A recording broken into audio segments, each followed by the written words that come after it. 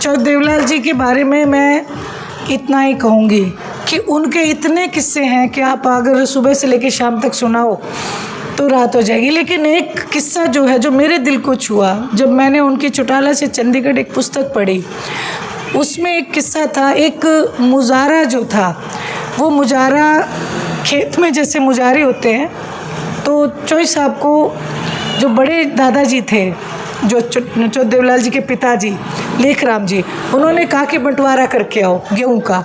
जब वो खेत में बंटवारा करने के लिए गए तो वो जो मुजारे वहाँ बैठे थे, उन्होंने एक गड़बड़ कर रखी थी। 2 बोरी गेहूं अपनी ठेली में छुपा के और ऊपर तूड़ी डाल रखी थी।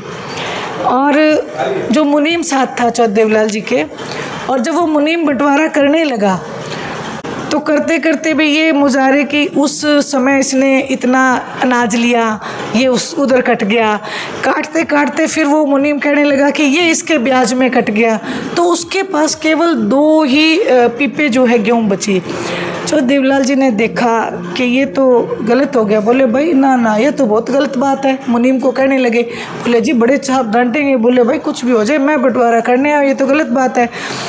वो मुनीम को कुछ पता था, शक था, तो मुनीम ने जैसे ही वहाँ उस पे डंडी मारी उसकी ठेली में, तो वो 2 बोरी जो गेहूँ है वहाँ दिखी।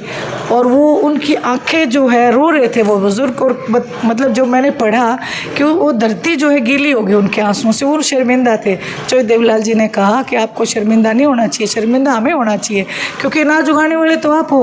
उन्होंने उसी वक्त वो 2 बोरी और 1 बोरी और गेहूँ रख के और ये कहा कि आप अपने बच्चों के लिए रखना। उस समय उन्होंने इतनी आशीष दी, कहा कि जा चौधरी देवीलाल, आज से तू हरियाणा प्रदेश का राजा बनेगा। और वो हरियाणा प्रदेश के राजा बने।